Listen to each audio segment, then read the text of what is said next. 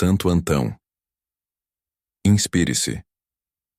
Você já imaginou abandonar tudo o que possui, mergulhar em uma vida de oração e enfrentar diretamente as tentações mais desafiadoras do inimigo? Hoje, você conhecerá a impressionante história de Santo Antão, o patriarca dos cenobitas que transformou o deserto em um lugar de santidade, inspirando gerações com sua coragem, fé e sabedoria. Neste vídeo, você descobrirá como ele enfrentou o demônio, liderou comunidades inteiras rumo à santidade e deixou conselhos atemporais que ainda ecoam na nossa vida espiritual. Fique até o final para conhecer lições valiosas e receber uma breve oração dedicada a este grande santo. No dia 17 de janeiro, a igreja celebra Santo Antão, que entrou para a glória em 356. Santo Antão, cognominado o Grande e Patriarca dos Cenobitas, nasceu em 251, na cidade de Comã, no Egito. Filho de pais piedosos e ricos, revelou desde a infância um profundo desejo de alcançar a perfeição religiosa. A palavra de Deus, a observação da natureza, a pureza dos costumes e o afastamento do mundo serviram-lhe como guias espirituais. Motivado por ideais ascéticos, abandonou os estudos clássicos. Aos 20 anos, perdeu seus pais. Certo dia, assistindo à Santa Missa, ouviu as palavras do Evangelho: "Se queres ser perfeito, vai, vende tudo o que tens, dá aos pobres e terás um tesouro no céu. Depois, vem e segue-me." Evangelho de Mateus, capítulo 19, versículo 21. Inspirado por esse conselho, Santo Antão iniciou uma vida de asceta, retirando-se para o deserto, onde se dedicou à oração e ao trabalho. O demônio, no entanto, não poupou esforços para atormentá-lo, causando-lhe inúmeros incômodos espirituais e corporais. Antão, contudo, recorreu às armas da oração e da penitência, saindo vencedor de todas as provações. Após algum tempo, mudou-se para o interior do deserto, estabelecendo-se em uma gruta abandonada. Um dia, foi visitado por desconhecidos amigos que ficaram admirados com sua disposição e o poder que demonstrava ao curar os enfermos. Sua fama de santidade atraiu muitas pessoas que se confiaram à sua direção espiritual. Em poucos anos, surgiram inúmeros cenobitas na Tebaida, tanto aqueles que viviam isolados quanto os que formavam comunidades, todos reconhecendo Santo Antão como superior. Durante a perseguição decretada por Maximino, em 311, Antão deixou temporariamente a solidão para animar e confortar os cristãos perseguidos. Com o fim da perseguição, em 312, retirou-se para o Monte Couzim, atualmente conhecido como Morro de Santo Antônio, onde continuou sua vida de eremita. Deus revelou-lhe visões proféticas, incluindo o futuro da Igreja e a chegada do arianismo, com sua ação perniciosa. Santo Antão gozava de grande estima na Igreja.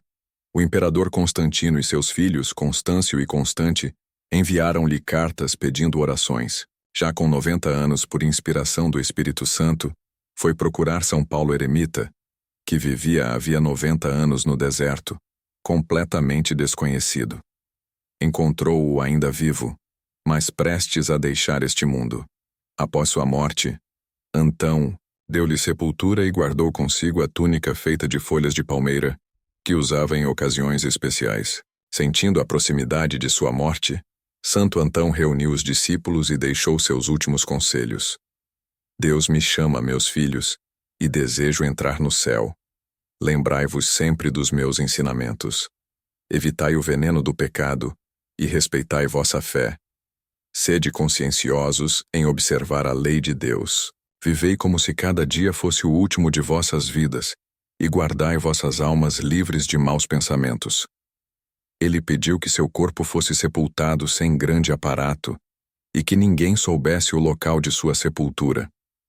Santo Antão faleceu em 17 de janeiro de 356 aos 105 anos, sem apresentar sinais de decrepitude. Seu corpo foi descoberto em 561, transferido para Alexandria e posteriormente para Constantinopla em 635.